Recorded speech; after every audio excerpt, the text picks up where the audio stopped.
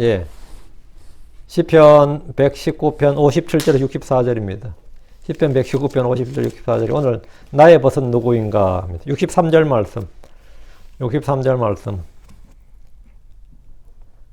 같이 읽읍시다. 나는 주를 두려워하는 모든 자들과 주의 훈계들을 지키는 자들의 벗이니이다. 벗이니이다. 친구니다. 이 말인데요. 난 주의 둘을 딱 이야기하고 있죠. 주를 두려워하는 모든 자들, 그리고 주의 훈계들을 지키는 자들. 이게 뭐라고? 나의 동료다. 나의 벗이다. 나의 동료다. 동료. 예. 누가 나의 친구인가? 나의 벗, 나의 동료는 누구인가? 우리 뭐 동료하면 뭐, 어떻게 누굴 동료라 그래요? 누굴 나의 친구라 그래요? 친구의 정의, 친구의 범위가 뭐냐 이거죠? 예, 성경이 말하는 친구. 또 하나님께서 말씀하시는 친구의 범위, 친구의 정의가 성경에 오늘 같이 한번 살펴보고, 우리가 서로 형제라고 그러는데, 예, 여기에 대해서 좀 말씀을 보겠습니다. 잠깐 기도합시다. 위대하고 거룩한 주 하나님 감사합니다. 하나님께서 은혜 주셔서 오늘 주의 말씀을 선포합니다. 선포되는 모든 말씀들이 성도들 안에 잘 전달되기를 원합니다. 주의 성령의 권능이 필요합니다. 주님께서 은혜 베풀어 주시고, 또 아버지 말씀이 권능이고 은혜롭고 경이롭게 영감 있게 선포되게 하시고, 또 듣는 모든 오늘도 말씀 은혜롭게 받게 해 주시옵소서. 아버지 하나님 감사드립니다. 종은 아무것도 아닙니다. 주님이 모든 것이 오니 주여 주께서 기름 부어 주시옵소서. 그리고 주님, 정말 저희가 주님의 친구, 주님의 형제라, 주님의 지체라 불리고 있습니다. 사랑아버지, 저희가 그 이름에 걸맞는 그런 성도의 그 열매, 삶을 살 수 있도록 도와주시옵소서. 사랑아버지 하나님, 저희가 부끄러울 것이 없는 하나님의 일꾼이 되기를 원합니다. 신실한 종으로, 정직한 종으로, 또 하나님, 그렇게 인정받게 해주시고, 믿음의 좋은 평판을 받게 해주시옵소서. 아버지 하나님 도와주십시오. 감사드리며 주의 성기도 합니다. 아멘. 아멘. 예, 오늘은 시편 119편의 그 8번째 글자죠. 로 시작하는 문단입니다. 오늘은 시편 기자가 자신이 누구의 친구인지를 말해줍니다. 사람들은 누가 내 이웃인가? 누가 내 친구인가 묻지만 성경은 내가 누구의 이웃인지, 내가 누구의 친구인지를 묻습니다. 어떤 율법사가 주님에게 그러면 내 이웃이 누구이니까 이렇게 물었습니다. 율법 명하기를 레위기 19장 18절에 너는 원수를 갚지 말고 내 백성의 자손들에게 불평하지 말며 내 이웃을 내 자신같이 사랑하라. 나는 주니라 했습니다. 그러니까 여기 보면 내 백성의 자손, 내 이웃을, 유대인들은 사실은 뭐 전부가 다 혈족이죠. 모두가 혈족이고 아브라함의 자손이고 모두 종교 공동체니까, 그런 면에서 내 백성의 자손들에 불평하지 말며 내 이웃을 내 자신같이, 내 백성의 자손이 사실 내 이웃이에요. 유대인들에게는. 그러니까 이제 유대인들은 내 이웃이 누구인가? 이웃의 정의, 이웃의 범위에 대해서 상당히 민감했습니다. 율법이 내 이웃을 내 자신같이 사랑하라 하니까, 그럼 여기 이웃이 누군가? 이걸 따지기 시작한 거예요. 예전에 한국 사람들은 가까이 사는 사람들, 같은 동네에 사는 사람들을 이웃이라 불렀습니다. 이 농경사회에서는 말이죠. 공동체에서 벗어나면 일을 못 합니다. 모내기를 하려고 해도 동네 사람들이 같이 한 논을 이렇게 품앗이해 가면서 서로 도와가면서 이 집에 모를 내고 심고 저 집에 모를 심고 후학할 때도 마찬가지. 그런데 한 명이 왕따가 돼가지고 안 도와줘 버리면 한 사람이 자기 농사도 자기를 못 하는 거예요. 이 공동체에서 벗어나는 것, 왕따 나는 것이 가장 무서운 일이었어요. 그래서 한국 사람들은 벌을 줄 때도 어때요? 집에서 쫓아낸다 그러잖아요. 공동체에서 킥아웃 하는 거, 쫓아내는 게 그게 벌이야. 미국 사람들은 애를 벌 줄 때 어떻게 합니까? 문 밖에 쫓아내지 않아요. 옷장에 가두지. 정반대라고, 우리는 킥아웃 시키지만 얘들은 가둔다고, 안에다가. 자유를 속박하는 게 이런 벌이라고. 뭐든 정반대인데, 한국 사람들이 그게, 뭐, 호적에서 파버린다느니, 뭐 그런 말도 전부 다 합니다. 우리에서 뭐 한다고? 우리의 공동체에서 너를 쫓아내겠다는 게 이제 가장 큰 벌이라고. 유대사에서 비슷했다고요. 유대 공동체이기 때문에 뭐 회당에서 쫓아낸다든지, 이게 가장 무서운 벌이었던 거죠. 응? 그래서 같은 동네 사는 사람들, 같이 가까이 사는 사람들을 이제 이웃이라 불렀다고요. 그러니까 요즘 도시 생활은 옆집에 살고, 윗집에 살고, 아랫집에 산다 해도 그 옆집에 산다고 이웃이라고 하지 않습니다. 10년을 살아도 옆집에 누가 사는지 몰라요. 누가 이사 왔는지 누가 나갔는지도 모르고 이웃이라고 하질 않아요. 옆집에 산다고 이웃이 아니라고. 그럼 나의 이웃이 누구냐? 같은 학교 같은 직장을 다니는 사람들이냐? 아니죠. 성도는 같은 교회 다니는 사람들 형제 자매라고 부릅니다. 그런데 이웃이 누구냐고 하면 좀 애매합니다. 성경은 내 이웃을 내 자신같이 사랑하라 명령합니다. 내 이웃을 대적하여 거짓 증언하지 말라 이거죠. 그러니까 이웃이란 게 알아야지 뭐 이웃을 뭐 이런 말씀이 있을 거 아니에요. 너는 내 이웃의 집을 탐내지 말라. 너는 내 이웃이 아내나 그의 남종이나 그의 종이나 그의 손나 그의 낙이나 내 이웃의 소유 중 아무것도 탐내지 말라. 등에서 내 이웃이 나오는데, 우리는 자기 이웃을 기쁘게 하고 그의 유익을 구하고 그를 세워줘야 됩니다. 사랑은 자기 이웃에게 해를 끼치지 않는 겁니다. 이것이 성경이 말하는 이웃 사랑입니다. 그래서 내가 사랑해야 될 이웃이 누구인가에 대한 다양한 해석을 필요로 하게 됐습니다. 그럼 우리 주께서는 내 이웃이 누구인가? 이건 이제 율법사들이 늘 답하는 문제였고 질문하는 문제였고, 우리 주님께서 내 이웃이 누구인가? 누가 내 이웃인가를 생각하지 말고 내가 누구의 이웃이 되어야 하는지를 말씀해 주었습니다. 누가복음 10장 36절 37절에 이제 너는 이 세 사람 중에 내가 생각하기에 누가 강도들과 맞닥뜨린 그에게 이웃이라고 생각하느냐? 이에 그가 말하길 그에게 자비를 베푼 자니이다. 그때 예수님께서 그에게 말씀하시니라. 가라. 그리고 너도 그와 같이 하라. 이 세 사람 중에서 그 제사장 레위 사람, 사마리아 사람 누가 이웃이냐고요. 당연히 레위 사람이나 제사장이 가장 가까운 이웃이겠지만 이 유대인에게는, 근데 그건 혈족이라 종교적 공동체 개념상 그런데 진짜 이웃은 누구였느냐 그러면 자기의 선을 베푼 자비를 베풀어준 뭐든 사마리아 사람이 굿사마리탄 그러잖아요. 그 사람이 이웃이었다고. 가라. 그리고 너도 그와 같이 하라. 너도 그렇게 이웃에게 자비를 베풀어란 말이지. 그 사람이 그럼 이웃이 된다 이거지. 내가 사랑해야 될 이웃은 나와 친한 사람이 아니라 나의 도움과 나의 친절과 호의와 섬김과 자비를 필요로 하는 사람들입니다. 우리는 그런 사람에게 이웃이 되어야 되고 그들을 내 몸과 같이 사랑해야 됩니다. 이웃보다 더 깊은 관계가 친구, 벗입니다. 친구보다 더 깊은 관계가 형제입니다. 그렇죠? 형제보다 더 깊은 관계가 뭐죠? 부부지. 신부가 되는 거죠. 우리는 성도들은 주의 종에서부터 시작해서 주님의 그리고 신부까지 점점 관계가 뭡니까? 깊어진다고. 관계가 깊어져요. 주께서는 아브라함을 그분의 친구라고 부르셨습니다. 역대기 20장 7절에 주는 우리의 하나님 곧 전에 이 땅의 거주민들을 주의 백성 이스라엘 앞에서 쫓아내시고 이 땅을 주의 친구 아브라함의 씨에게 영원히 주신 분이 아니니까 주의 친구 아브라함 씨에게 주의 친구 아브라함이라는 말씀에 주목하시고, 주께서 아브라함을 그분의 친구로 인정하셨고 친구라 부르셨습니다. 왜? 아브라함이 주를 믿었기 때문입니다. 야고보서 2장 3절 이 아브라함이 하나님을 믿으니 그것을 그에게 의로 인정하셨느니라 하시는 성경기록이 성취되었고 그는 하나님의 친구라 불렸느니라. 아브라함이 하나님을 믿었을 때 주님은 그를 친구라고 인정하셨습니다. 우리 주께서 제자들에게 요한복음 15장 15절 이제부터는 내가 너희를 종이라 하지 아니하리니 종은 자기 주인이 하는 것을 알지 못하느니라. 오히려 내가 너희를 친구라 하였나니 이는 내가 내 아버지께 들은 모든 것을 너희에게 알려주었기 때문이라. 주님께서 제자들을 종이라 부르지 않고 내가 이제부터는 친구라 부른다고요. 부활에선 주님이 뭐라고 하세요? 내 형제인 이랬거든요. 그 종, 친구, 형제가 되는 거예요. 점점 깊어지는 거라고. 주께서 사람들을 자기 종들이 아니라 친구로 삼으셨고 형제라 부르기를 부끄러워하지 않으셨습니다. 히브리서 2장 11절에 거룩히 구별하시는 분과 거룩히 구별된 자들이 다 하나에서 났으니 이러한 까닭에 그분께서 그들을 형제라 부르기를 부끄러워하지 아니하시고 내 형제 곧 너 형제 있잖아요. 그러니까 형제다 이거예요. 친구, 형제. 하나님 우리를 자신의 아들의 형상과 같은 모습이 되게 하셨습니다. 그래서 우리를 친구의 형제라 부르십니다. 요한복음 15장 13절 아무에게도 자기 친구들을 위해 자기 생명을 내놓는 것 이것보다 더 큰 사랑은 없나니. 주님은 나를 위해서 자기 생명을 내놓으셨습니다. 나의 친구는 누구이고 누가 나의 친구인가는 시편 119편 163절에 나옵니다. 나는 주를 두려워하는 모든 자들과 주의 훈계들을 지키는 자들의 벗이니이다. 동료니이다. 친구니이다. 이 말씀은 저에게 이 세상에서 누가 나의 친구고 적인지를 분명히 알려주는 잣대가 되는 말씀이었습니다. 저는 항상 이 말씀을 기준으로 내가 PR을 구분해요. 나의 적이냐, 나의 친구냐, 나의 동료냐, 나의 원수냐. 이 말씀은, 이게 나에게는, 인간관계의 가장 기본이었습니다. 나는 주를 두려워하는 모든 자들과 주의 훈계들을 지키는 자들의 벗이니이다. 요즘은 뭐, 어느 성경 쓰느냐, 어느 교회 다니냐, 이걸로 구분하는 게 아니고, 나는 주를 두려워하는 모든 자들과 주의 훈계들을 지키는 자들의 벗이니이다. 자, 본문을 보겠습니다. 57절입니다. 주는 나의 몫이니이다. 오 주여, 나는 주의 말씀들을 지키리라 말하였나이다. 나의 몫이란 것은 나의 부분, 나의 소유란 뜻이죠. 이건 내 몫이다 그러면 뭐, 이거 내 거란 말이잖아요. 성도들이 가진 가장 큰 자산, 그 성도들이 가진 이건 내 몫이다 할 때 가장 큰 자산이 뭐냐? 주 하나님입니다. 주 하나님이 나의 상속이고 나의 유업이라고요. 이게 가장 큰 거예요. 나는 주님의 것이고 주님은 나의 것입니다. 주님을 가지면 이 세상 전부보다 더 큰 것, 더 많은 것, 더 좋은 것, 더 강한 것을 가진 겁니다. 주님이 날 가져서 뭐 큰 이익을 보겠냐면 내가 주님을 가진 것은 내가 주님을 소유한 건 가장 큰 이익이라고요. 가장 큰 몫이다.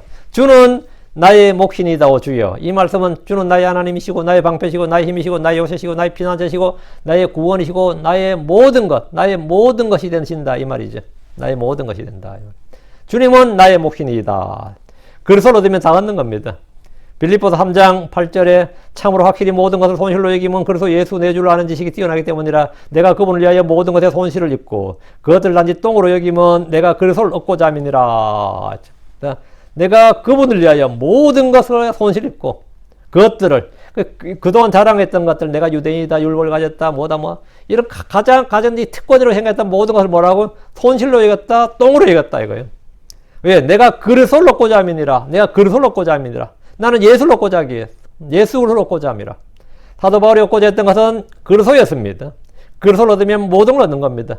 우리는 주께 받은 것이 많지만 그 중에 가장 큰 것은 주 예수 그리스도입니다. 57절 오 주여 나는 주의 말씀을 지키리라 말하였나이다. 여러분이 이렇게 나는 주의 말씀을 지키리라 I have said 이 나오잖아요. 여기 57절에 그러면 나는 말했다고요. 오 주여 나는 주의 말씀을 지키리라. 이게 여러분이 생각만 하는 게 아니라 이 말하는 게 중요합니다. 당신은 나의 몫이니다 오 주여 I have said 나는 말했나이다. I would keep thy word 난 당신의 말씀들을 지키리라 말하였나이다. 오 주여 나는 주의 말씀들을 지키라 말하였나이다. 자꾸 이 믿음의 고백을 하는 건 중요한 겁니다. 생각만 하고 있는 게 아니라 말을 하는 거예요. 나는 이제 죄를 짓지 않겠다 이렇게 결심하고 말을 해보는 거예요. 주는 나의 몫이기 때문에 나는 주의 말씀을 지키겠다고 말을 합니다. 생각하는 것보다는 말하는 것이 낫고 말하는 것보다는 지키고 행하는 것이 더 중요합니다. 그가 주의 말씀들을 지키라 이렇게 말한 것은 그의 생각과 마음과 의지를 보여주는 겁니다. 생각에도 힘이 있죠. 생각의 힘이라고 하죠. thinking power. 사고의 힘이라고 하잖아요. 생각의 열매란 거. 생각의 열매를 맺는다고. 말도 씨앗이고 열매를 맺습니다. 말도 구속하는 힘이 있고 말에 올무가 있고 말도 다시 말에 올무에 걸린다 그러잖아요. 이 말에도 뭐가 있다? 파워가 있고 뭐가 있어요. 말에도. 응? 네가 말한 대로. 그래서 우리가 생각하고 말하는 것은 굉장히 중요한 겁니다. 내가 생각하는 것을 말로 하는 거죠. 그래서 내가 뭘 말할까요? 주는 나의 몫이니다. 오 주여 이렇게. 나는 주의 말씀을 지키라 이렇게 말하면 그 믿음의 선한 고백이고 선한 간증인 거죠. 그 선한 결단인 것이고 주 앞에 자꾸 그렇게 말하면 물론 그렇게 말하고서 뭐 딴짓하면 뭐 위선자가 되고 거짓말이 돼버리는데 그 말에 사실 힘이 있어서 자꾸 말하면 말한 것이 내가 생각이 나게 되고 내가 그렇게 말했는데 해야 되는데 이런 또 힘이 있어요. 그 말이 나를 이끄는 힘이 있다고. 그래서 자꾸 말을 하라고. 자꾸. 그래서 여러분 주님과 관련된 것이나 주의 성품에 관한 것들 아니면 주의 말씀들 아니면 선한 소원 것을 자꾸 말해요. 주께 말하는 거 이게 기도예요. 주께 말하는 게 기도고 똑같은 말을 하더라도 이제 자꾸 불신의 말을 하거나 이러면 그건 불평이 되는 거죠. 불평이 되는 것이고 자꾸 감사하는 말을 하고 은혜를 끼치는 말을 하고 덕을 세워주는 말을 하고 진리의 말을 하고 저 친구 중에 이름이 영원이 있어요. 영원. 차시였는데 저하고 같은 학번이었고 지금 뭐하는지 모르겠는데 걔는 이제 이름이 영원이니까 찬송가에서 영원이라는 게 나오죠. 영원히 하면 되게 좋아해요. 자기 이름이니까. 그 이름 중에서 가끔가다 그런 게 있더라고. 제가 한국 갔다니만 이름이 주만이 있더라고요. 그 이름 되게 좋은 이름이거든요. 주만 바라볼지니라 이런가. 내가 좀 그분 아직 안 믿는데 주만 바라볼지니라 했는데 그거 가지고 내 기도해요. 그 이름대로 좀 주만 신뢰하는 부위 되기를 이렇게. 근데 그걸 자꾸 말을 해야 돼. 자꾸 말을 해야 되죠. 여러분, 오, 주여, 나는 주의 말씀을 지키리다. 이렇게 말해보세요. 말에는 뭐이다? 진리의 말이나 생명의 말에는 힘이 있고, 생명이 있고, 열매를 맺습니다. 믿음의 고백을 아무리 많이 해도, 많이 말할수록 좋은, 고백은 많이 말할수록 좋은 거예요. 자주 많이 말할수록 좋은 겁니다. 예레미야 3장 24절에 주는 나의 몫이니이다. 내 혼이 말하기를. 그러므로 내가 그분께 소망을 두려다. 성경에 이렇게 주에 관해 말한 예가 많이 나옵니다. 이는 우리가 배워서 행해야 됩니다. 주에 관해 자주 말하십시오. 그 말이 열매를 맺습니다. 58절. 전부 한번 해봐요. 오, 주여, 나는 주의 말씀들을 지키리이다. 이렇게. 말을 하라고요. 오, 주여, 나는 주의 말씀을 지키리이다. 말하고 자기도 쑥스럽지만, 난 전혀 안 지키는 사람들은 말하려니 좀 쑥스럽겠지. 그래도, 말을 하라고요. 자, 주여, 나는 주의 말씀들을 지키리다. 이렇게. 왜 이제 우리 전도하고 나서도 자꾸 기도 따라하라고 해요. 말을 시켜야 돼. 주여! 하고 한번 해보라 이거요. 주 하나님 아버지 하고 그러면 처음 하는 사람 그게 안 나옵니다. 하나님 아버지가 안 나와요. 한번 따라 해보세요. 그러면 주 하나님 아버지. 복음 말 전해놓고 끝 하지 말고 우리가 말을 시켜본다고. 다 전하고 나서 한번 기도할까요? 하면서 따라 시키는 거죠. 그래서 말을 하는 거예요. 말을. 그게 시작입니다. 말을 하는 게. 58절. 내가 온 마음으로 주의 호의를 간구하였나이다. 주의 말씀에 따라 내게 자비를 베푸소서. 시편 기자는 온 마음으로 주의 호의를 간구했는데 우리의 삶에서 주의 호의보다 더 좋은 것, 귀한 것이었기 때문입니다. 사람들은 갑작스럽게 일이 잘 풀리고 원하는 것이 이루어지면 뭐라 그러죠? 행운이 찾아왔다 그러죠. 운이 좋았다 이럽니다. 천운이다 그러고. 그들은 누가 일을 했는지 모르기 때문에 행운의 여신이 이쪽 편 행운의 여신이 왔다 그래요. 그럼 행운의 여신이라는 건 없습니다. 그럼 우리는 크리스천들이기 때문에 우리는 사람들이 모르는 걸 알잖아요. 그들은 운이 와도 운이 좋았다고 하죠. 아니면 복이 왔다 그러지만 운이나 복이 누가 준지를 모른다고. 그냥 운이 좋았을 뿐이야. 이런 거지. 우리는 안다고. 그게 차이야. 우리는 그게 누가 준, 그 실체를, 그 주체를 안다고요. 우리는 그것이 행운이나 재수가 좋은 게 아니라 하나의 은혜고 호의고 복이라는 사실을 압니다. 여러분이 이 땅에다 평안하게 살고 있다면 그거 진짜 하나의 은혜를 많이 받은 겁니다. 여러분이 인식하든 안 하든 하나의 은혜와 복을 엄청 받은 거예요, 실은. 예. 주께서 복을 주시고 호의를 베푸시면 그는 큰 성공을 거두게 됩니다. 승리자가 됩니다. 자, 58절에 주의 말씀에 따라 이거 언더라인. 주의 말씀, 당신의 말씀에 따라. 주의 말씀에 따라 내게 자비를 베푸소서 했는데 자비는 죄인에게 가장 필요한 것입니다. 죄를 지었을 때 우리는 공의를 필요로 하는 것이 아니라 주의 자비가 필요합니다. 죄인들에게는 의가, 공의가 필요한 게 아니라 자비가 필요해요. 주의 말씀에 따라라 말씀에 주목하십시오. 우리는 주의 말씀에 따라 자기 길을 주의함으로 자기 길을 깨끗하게 됩니다. 시편은 주의 말씀에 따라 주께서 나를 되살리소서. 주께서 주의 말씀에 따라 나를 강하게 하소서. 주의 말씀에 따라 주의 자비고 주의 구원이 내게도 임하게 하소서. 주의 말씀에 따라 내게 명철 주소서. 주의 말씀에 따라 나를 건지소서. 전부 다 기도의 앞에 뭐가 있어요? 주의 말씀에 따라 합니다. 베드로는 그물을 낼 때도 당신의 말씀에 의지하여 당신의 말씀에 따라 내가 그물을 내리리다. 내가 밤새 한 마리도 잡은 게 없는데 밤새 수고해서도 내가 한 마리도 잡은 게 없지만 주의 말씀에 따라 at thy word. 당신의 말씀에 따라 뭐 한다? 순종한다고. 거기에 열매가 있고 승리가 있어요. 전부 다 이 기도가 그냥이 아니라 전부 다 앞에 뭐가 있어요? 주의 말씀에 따라. 주의 말씀에 따라 내게 자비를 베푸소서. 주의 말씀에 따라 나를 강하게 하소서. 주의 말씀에 따라 구원이 내게 임하게 하소서. 주의 말씀에 따라 내게 명철 주소서. 주의 말씀에 따라 나를 건지소서. 전부 주의 말씀에 따라해. 주의 말씀에 따라 나를 되살리소서. 그 주의 말씀에 따라는 말이 계속 반복해서 나오는데 주께서는 주의 말씀에 따라 행하시는 분이기 때문입니다. 주께서 멋대로 행하신 게 아니라 무계획적으로 한 게 아니라 친히 하신 말씀에 따라서 주의 계획을 우리에게 알려주시고 그 계시해 주시고 그 말씀에 따라 말하지 않는 걸 행하시는 게 아니라 주의 말씀에 따라 행하시는 분이다. 우리가 언제나 주의 말씀을 강조한 이유가 바로 여기 있습니다. 주의 말씀에 따라. 주님은 그분 자신의 말씀을 부인하실 수가 없는 거죠. 59절입니다. 내가 나의 길들을 생각하고 내 두 발을 주의 증언들로 돌렸나이다. 내가 나의 길들을 생각하고 나의 길들을 생각하고 내 두 발을 주의 증언들로 이 두 발, 두 팔, 두 손 이 손발은 뭐죠? 항상 행위와 관계, 액트에 행위와 관계 있어요. 내가 나의 길들을 생각하고 사람들은 저마다 자신이 걸어가는 길이 있습니다.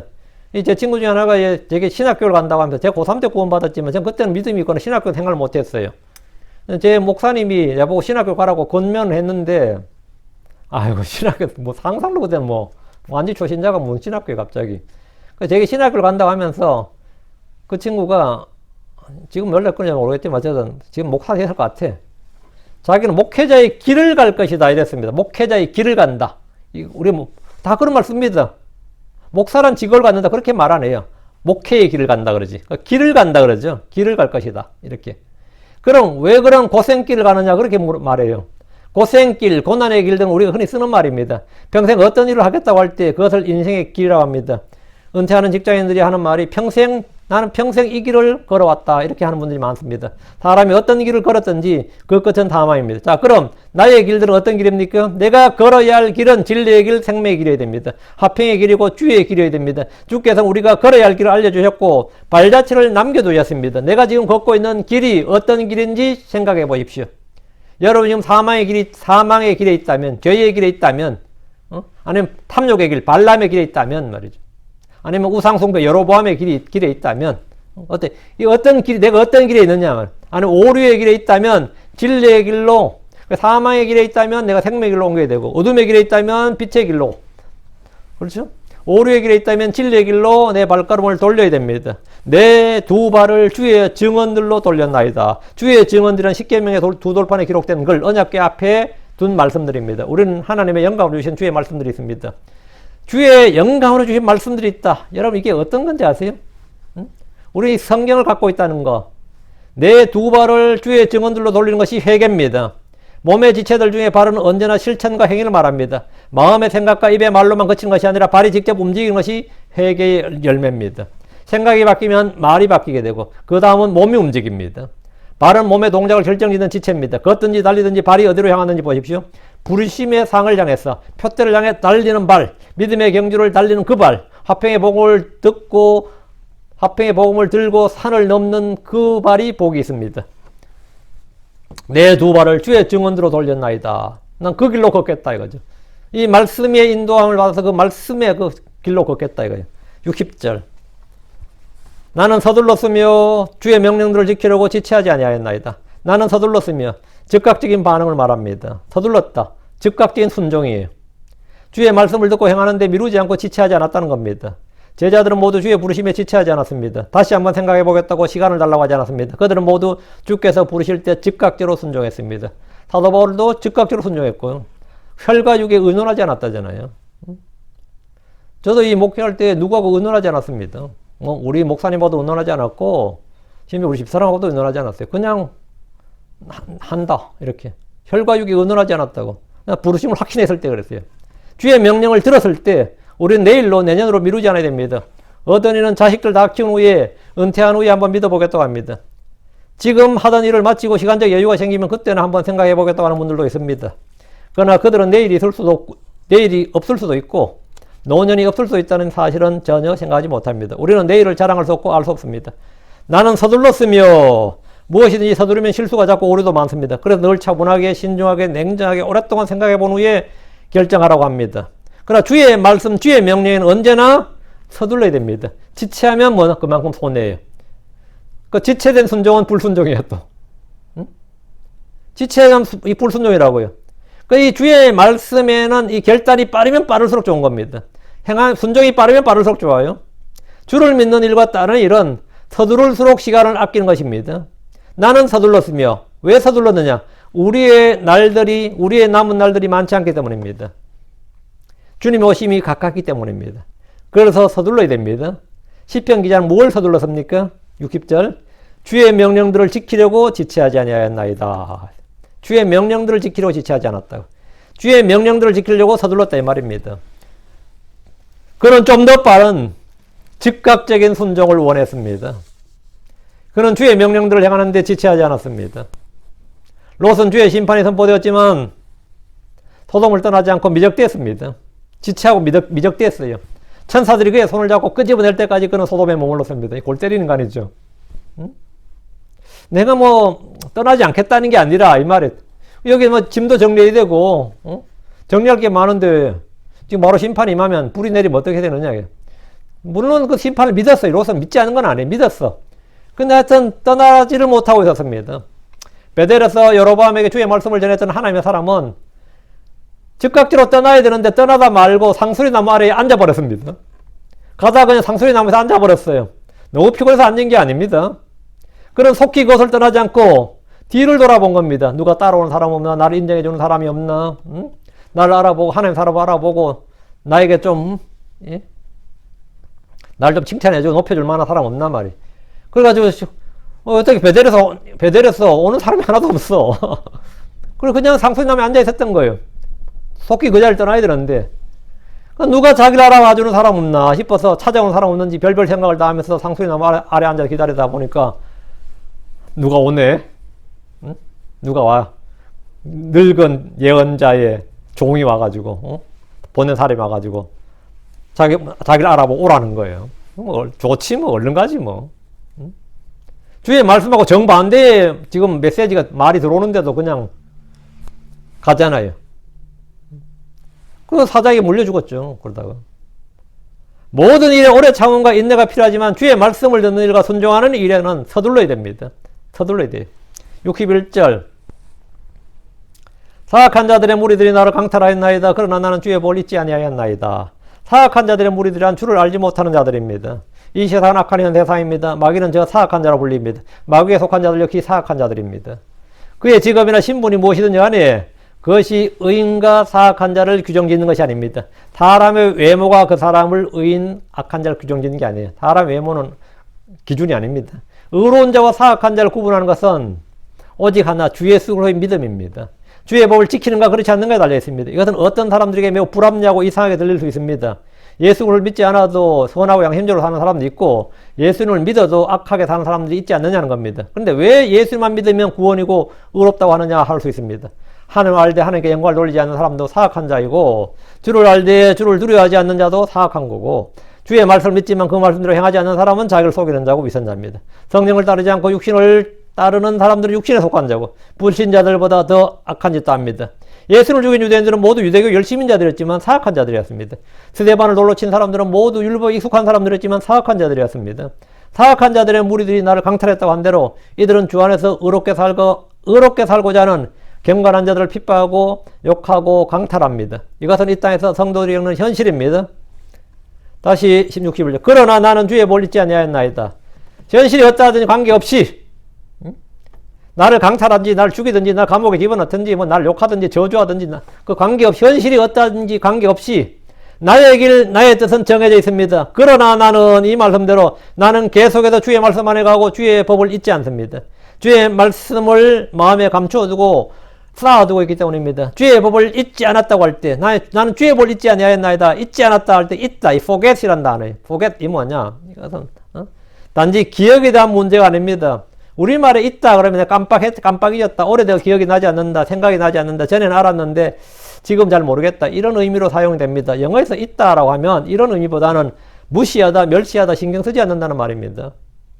영어로 forget it 하면 잊어라 그러죠. 우리말로 그냥 잊어라 이렇게 번역하는데 잊어라가 아니라 신경 쓰지 마라, 무시하라, 던져. 그거는 신경도 쓰지 마라, 신경 꺼라, 잊어버려라, 무시하라 이런 말입니다.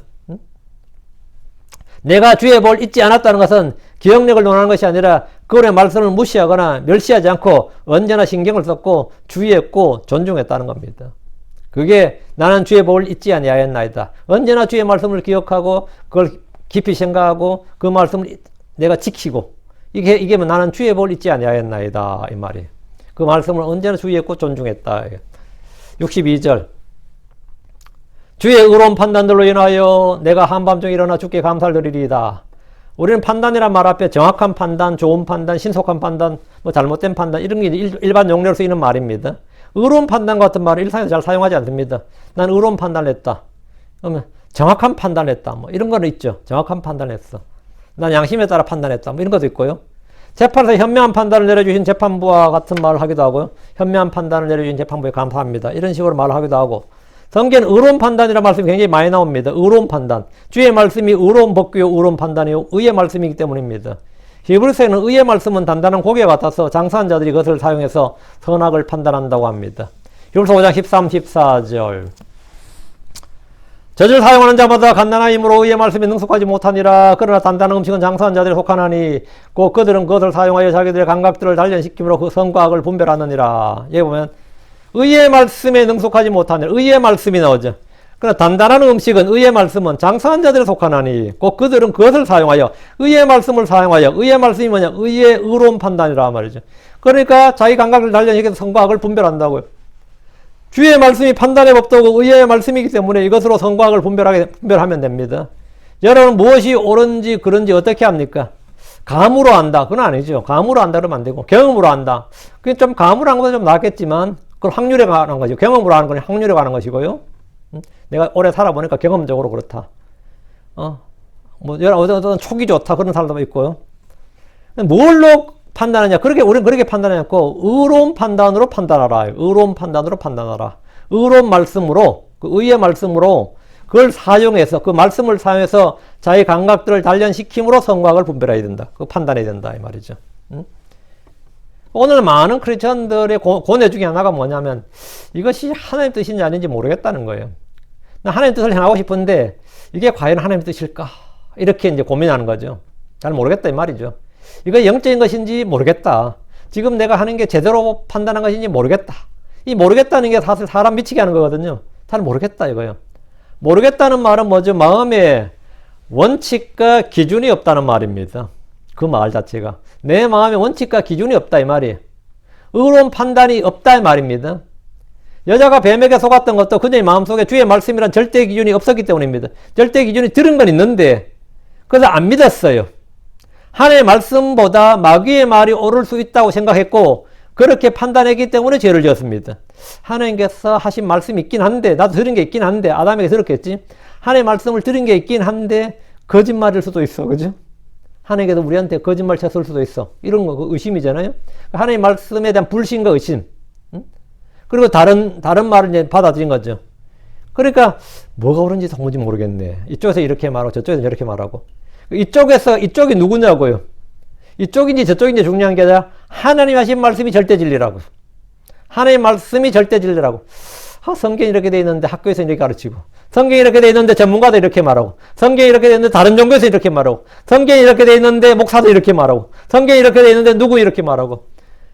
어제 동영상 한국 기독교 신문에서 어떤 사람 섭외해서 목사가 성경에서 뭐 동성애는 죄가 아니다 뭐 그런 식의 그 잡소리를 10분간 짓거리더라고.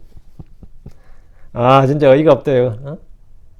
그 사람 지금 뭐 성경학자라고 신학자라고 무슨 연구소 소장이라고 그러는데 야 진짜 어이가 없더라고요. 진짜 성경 해석도 언제 어떻게 그렇게 개판으로 해석하든지 여기저기서 끌어가지고는 그래가지고 누가 이제 댓글이 멋있더만 잡소리를 길게도 하시네요. 참 잡소리를 길게도 하시네요. 응? 잡소리를 참 길게도 하시네요. 사람들은 여기서 이렇게 말하고, 뭐, 캐톨릭에서도 그렇게 말 안 하던데요. 그렇게 있잖아요. 캐톨릭도 뭐 기독교인데, 캐톨릭은 그렇게 말 안 하고, 뭐, 술 마시는 문제에도 그렇잖아요. 캐톨릭은 마시는데요. 뭐, 성공회는 마시는데요. 뭐, 어디서 루터교에서는 마시는데요. 그러지 않아요? 이 판단의 기준이 없으니까, 이 다수의 말에 귀를 기울이게 되고, 아니면 내가 원하는 것, 내가 듣고 싶은 말에 귀를 기울이게 된다고요. 내가 잘 모르겠다는 말은 뭐냐면, 내 지식이 없다는 말보다는 실은, 내 안에 판단의 법도가 없다. 판단의 기준과 원칙이 없다는 거예요. 다니엘은 주의 법이란 기준이 속에 자기 마음에 있었기 때문에 왕이 주는 음식을 먹지 않았고 기도 금지령이 떨어졌을 때도 여전히 기도했습니다. 그렇게 다니엘이 그렇게 하는 게 낭만적인 게 아닙니다. 그것은 목숨을 건 일이에요. 낭만적인 결정이 아니었다. 그건 목숨을 건 그 결정은 자신의 커리어를 완전히 망칠 뿐 아니라 자신의 인생을 종칠 수도 있는 인생이 쫑날 수 있는 결단이었어요. 뭐 애쓰다가 죽으면 죽으라 그래 우리야 뭐 믿음의 결단해가지고 뭐 찬양일색으로 설교하지만 그때 에스더의 심정은 뭐죠? 삶과 죽음의 갈림길에서 지금 결단한 거예요. 삶과 죽음을 오락가락하는 중요한 결정이지. 우리야 뭐 설교자들이야 뭐 옛날 옛적이고 남의 이야기니까 죽으면 죽으리라 하고 뭐 멋있는 우리도 이렇게 합시다 하겠지만 그거는 엄청난 도전의 결단이 이거는 엄청난 도전의 그 문제예요. 그게 그 결단이 그냥 나타낸 결단이 아니라고. 굉장히 불편하고 위험하고 어렵고 힘들고 진짜 고뇌에 찬 그런 저거라고 그게 실제로. 근데 왜 그걸 그렇게 할 수밖에 없느냐? 내 속에 뭐가 있는가? 주의 법이 있는 거예요. 난 그 주의 법을 따르겠다는 거지. 아이 지금 뭐 니만 유대인이냐, 니만 유대교 믿냐, 니만 하나님 믿냐, 그리고 남들 다 예수 믿어도 그렇게 안 믿는다 해도, 다 하나님 믿는 사람들 다 그렇게 안 한다, 다 절한다, 다 술 마신다 해도, 나는 그렇게 못하는 게 왜 그러죠? 남은 다 그렇게 해도 나는 그렇게 못하는 게 뭐냐고. 예. 내 안에 주의 의로운 판단들로 인해서, 그 의의 법규로 인해서, 의의 말씀들로 인해서 내가 그렇게 하는 거예요. 그런 결정이 떨어진 거죠. 사도 요한과 베드로가 예루살렘에서 너희 말을 듣는 것이 하나님의 말씀들을 듣는 것보다 하나님 눈앞에서 옳은지 너희가 판단하라 했습니다. 우리가 이제 지난번에 이 코비드 때 예배드리지 않고 모이지 않고 하는 교회들 엄청 많았습니다. 정부가 그렇게 명하니까 해야 되지 않느냐 그러고 뭐 모이지 않는 것이 모이는 것이 저거고 모이지 않는 것이 하나님 뜻이다 그러고 별의별 목사들 다 했었고 그런데도 모이는 사람들은 모였어요. 왜 그랬을 것 같아요? 응? 왜 그랬을 것 같아요? 그들 속에 의의 법이 있었던 겁니다. 하나님의 말씀이 있었던 거예요. 하나님의 눈앞에서 무엇이 옳은지 하나님의 눈앞에서 옳은지 너희가 판단하라. 판단하라고요. 우리 교회에서 누가복음 12장 51절에 참으로 또 어찌하여 너희가 너희 스스로 무엇이 옳은지 판단하지 아니하느냐 했습니다. 이는 주께서 판단의 법도 의로운 판단을 주셨기 때문입니다. 저는 크리스천들이 사회 문제에 대해서 논쟁을 볼 때 참으로 답답합니다. 모두 저마다 자기 생각에 따라 판단하기 때문입니다. 어떤 정파적 이익에 따라 판단하고 어떤 지역색이나 연고나 정치색이나 이념에 따라 선악을 판단합니다. 저는 이거 보면 정말 미치겠습니다. 응? 트럼프 싫다고 막 바이든 지지하고 말이죠. 트럼프 싫다는 이유 하나로 그냥 민주당 지지하고 나 이런 거 보면 돌아버리겠어요. 응? 당도 마찬가지죠. 응? 나 이재명이 싫은 거 아니에요. 이재명은 그 인간을 왜 싫어하겠어? 난 그들의 정강 정책 사고가 다 싫어. 그들 정책 방향 자체가 전부 다 사악하다고 판단하기 때문에 싫은 겁니다. 뭐 지역색도 아니고 연고도 아니고 정치색도 아니에요. 이념도 아니고 나는 그런 걸 판단 안 합니다. 의로운 판단으로 판단하지. 이렇게 의로운 판단을 판단 안 하니까 교회도 우파 좌파로 나뉘고 보수 진보로 갈라지고 우리는 항상 의로운 판단들로 판단해야 됩니다. 의로운 판단으로 판단해야 돼. 다시 62절 주의 의로운 판단들로 인하여 내가 한밤중 일어나 주께 감사를 드리리이다. 시편 기자는 주의 의로운 판단들로 인해 한밤중 일어나 주께 감사를 드릴 것이라 합니다. 기도의 밤낮이 없고 주의 법을 묵상하는데 주야가 없듯이 감사와 찬양을 드리는 일에도 장소와 시간에 구분이 없습니다.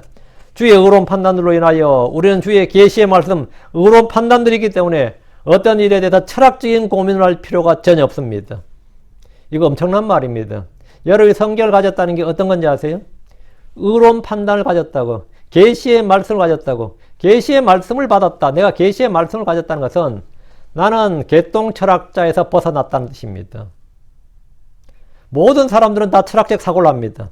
아무리 배움이 없고 일자 무식이라도 인생이란 무엇인가, 죽음이란 무엇인가, 삶이란 무엇인가, 삶의 존 나는 왜 이리 허무한가, 나는 어디서 와서 어디로 가는가, 술 한잔 마시면 다 나오는 그 레파토리 있죠. 나는 지금 행복한가, 행복이란 무엇인가, 행복하다면 행복은 또 무엇인가. 근데 내가 예수를 믿고 이 성경을 안 순간부터 그 모든 철학적 의문이 다 사라져 버리잖아요. 여러분 지금 만약에 행복이란 무엇인가 이런 사람이 있어요? 죽음이란 무엇인가 이런 사람이 있어요? 난 어디서 와서 어디로 가는가? 아직까지 이러고 있다면 그건 심각한 거죠. 크리스천들에게는 철학이 없어요. 왜? 계시의 말씀이 있는 철학이 있을 게 뭐 있어요? 철학적 사고란 게 없습니다. 우리에게는 이미 계시의 답이 있다고. 계시된 진리가 있기 때문에 철학적으로 선이란 무엇인가, 정의란 무엇인가, 악이란 무엇인가 나발 같은 소리 하고 있네. 우리 그런 생각 자체를 안 하는 사람이에요. 삶이 왜 이리 허무한가? 허무하기는 왜 허무해요? 헛된 것이 없는데. 저는 예수 믿기 전과 예수 믿은 후에 가장 크게 바뀐 게 뭐냐면 내 생각이 변하는 게 다른 게 생각의 변화가 아니에요. 이런 그 같지도 않는 철학적 질문과 의문과 사고를 했던 그 모든 게 예수 믿고 나서 다 사라졌다는 거예요. 난 죽음이란 무엇인가? 예수 믿고 나서 생각해 본 적이 없습니다. 죽고 나서 난 어떻게 되는가? 생각해 본 적이 없어요. 뭐 구천을 떠도나 그런 게 있어요.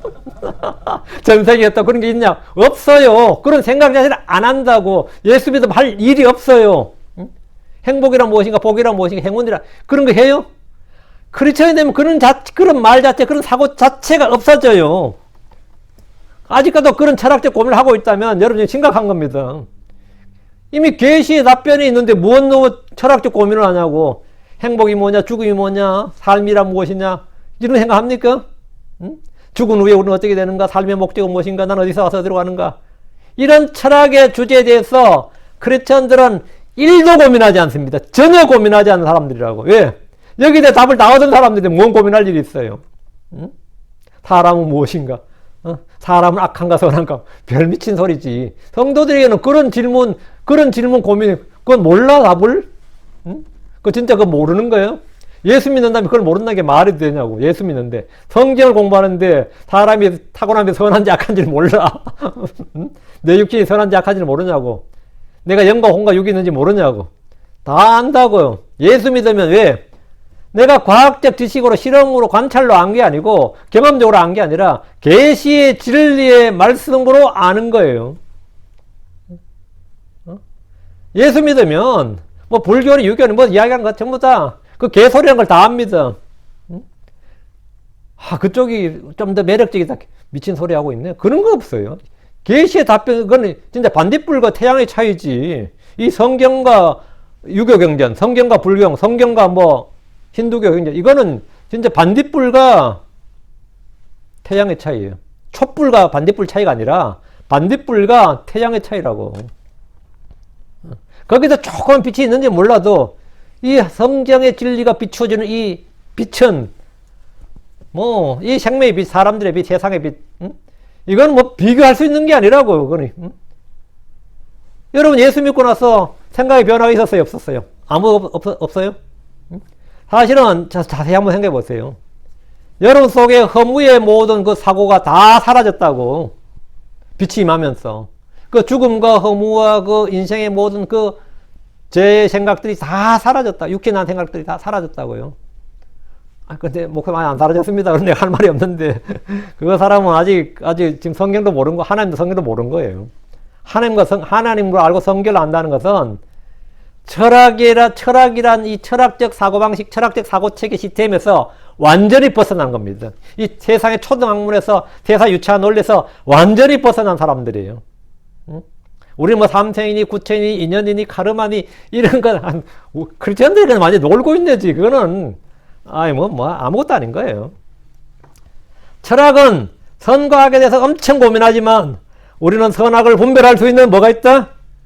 의의 말씀이 있습니다. 주의 법이 있습니다. 가치 기준이 있습니다.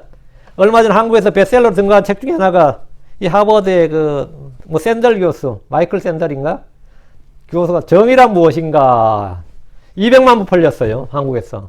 하도 많이 팔려서 또 출판사 바꿔만 팔리고 뭐 또 다시 뭐 어린이를 위한 정의란 무엇인가 이런 또 별의별 책이 다 나오고 그렇게 아주 엄청 팔린 책인데 그 책의 저자는 정의가 무엇인지 자기 자신도 모르는 이야기를 여기저기서 끌어놨습니다.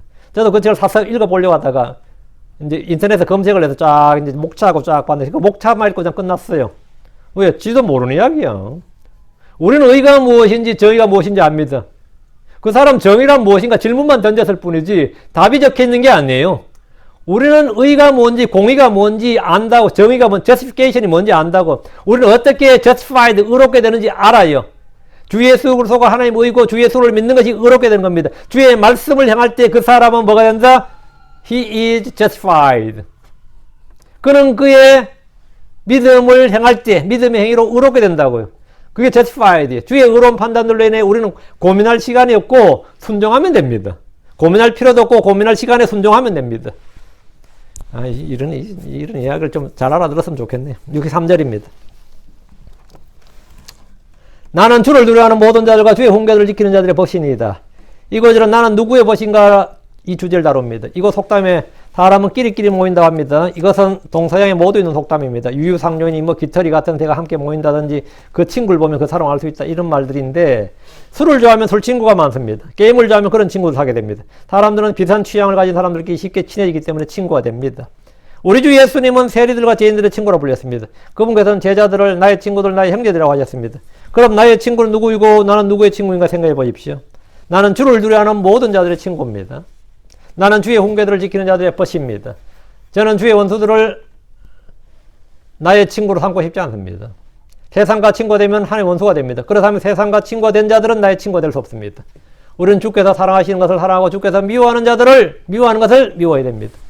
역대기하 19장 2절에 보면 하나니 아들 선견자 예후가 여호사밧 왕을 맞으러 나가서 그에게 이르되 왕이 경건치 아니한 자들을 돕고 주를 미워하는 자들을 사랑하셔야 하겠나이까. 그러므로 주 앞으로부터 진노가 왕에게 이 말이다. 왕이 경건치 아니한 자들을 돕고 경건치 아니한 자들을 돕고 주를 두려워하는 주를 미워하는 자들을 사랑하셔야겠나이까 했습니다. 요사밧은 주의 종이었습니다. 그럼에도 그는 주께서 미워하시는 아방을 돕고 동맹을 맺었습니다. 서로 인척관계를 맺기도 했습니다. 교회 안에서도 형제들 보면 서로 친구가 되었다가 미워했다가 다시 친구가 되었다는 되는 그런 복잡한 인간관계를 보이는 이들이 많이 있습니다. 시기심과 열등감으로 형제들을 헐뜯는 크리스천들도 수두룩합니다. 외모를 취해 친구가 되는 사람들도 있습니다. 그러나 제가 친구가 되는 기준은 셋입니다. 여러분도 이 세 가지를 기준으로 PR을 구분해야 돼요. 적과 친구, 동료, 아니면 아는 사람. 첫째, 본문은 주를 두려워하는 자들. 둘째, 주의 훈계들을 지키는 자. 셋째, 빛 가운데 걷는 자입니다. 주를 두려워하는 자는 나의 친구예요. 주의 훈계들을 지키는 자는 나의 친구입니다. 셋째, 빛 가운데서 걷는 자가 나의 친구입니다. 요한일서로 갑니다. 1장 3절 7절. 요한일서 1장 3절. 우리가 보고 들은 그것을 너희에게 밝히 드러내면 너희 또한 우리와 교제하게 하려 함이니 참으로 우리의 교제는 아버지 함께하는 것이며 그분의 아들 예수 그리스도와 함께하는 것이니라. 우리의 교제는 뭐라고요? 아버지 함께하는 것인데, 예. 함께 그분의 아들 예수 그리스도와 함께하는 것이다 했죠. 예. 그러니까 우리가 너희에게 밝히 드러내는 우리의 교제가 우리와 교제하게 하려면이라고. 그 교제 원칙이 있어야 될 거 아니에요. 교제하게 하려면 이 교제는 우리의 교제는 니하고 나하고 그냥 친구 되고 사귀는 게 아니라 아버지와 함께하는 교제라잖아요. 그러면 아들 예수로 함께하는 교제고 이건 영적인 거단 말이죠. 우리가 내가 누구한테 형제님 자매님 할 땐 그 사람하고 나하고 1대1 두 사람만의 문제 아니에요. 여기는 뭐라고요? 하나님이 있다고. 하나님이.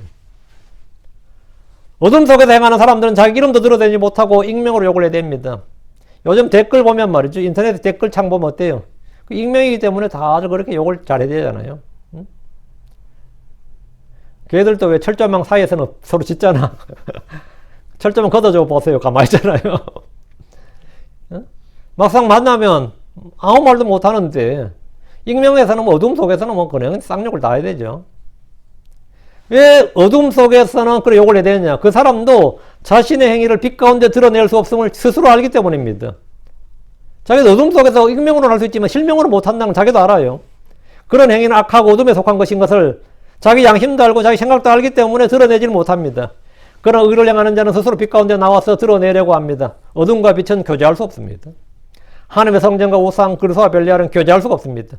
그가 직책이 목사이든 교수든 유명이든 간에 직책이 뭐든지 간에 그런 외모는 아무런 관련이 없습니다. 빛 가운데 걷는 자라야 나의 벗입니다. 요한일서 1장 7절.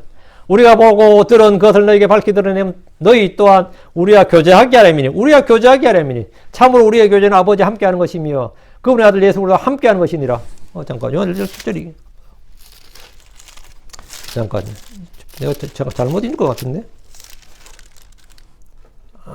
잘못 읽어. 요한일서 1장 7절 이거 아니에요. 3절을 내가 잘못한 것 같아. 1절 7절 이게 아닌데. 요한일서 1장 7절. 그러나 그분께서 빛 가운데 계신 같이 만일 우리가 빛 가운데 거리면 우리가 서로 교제하고 그분의 아들 예수의 피가 모든 죄수를 깨끗하게 하느니라. 이거지. 그렇지. 그러나 그분께서 빛 가운데 계신 같이 만일 우리가 빛 가운데 걸으면 이거지. 빛 가운데 계신 같이 우리가 빛 가운데 걸으면 빛 가운데 계신 빛 가운데 걸으면 우리가 서로 교제하고 교제 요건이 뭐예요? 빛 가운데 걷는 거예요. 악한 사귐은 선한 길을 부패시킵니다. 더럽힙니다.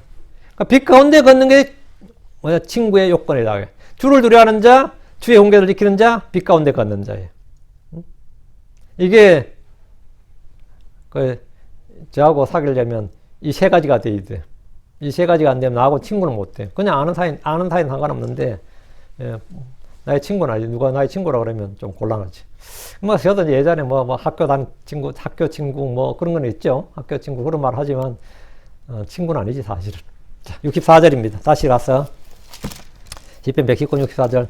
땅은 오 주여 주의 자비로 가득하오니 주의 법규들을 내게 가르쳐 주소서. 땅은 오 주여 주의 자비로 가득하나이다.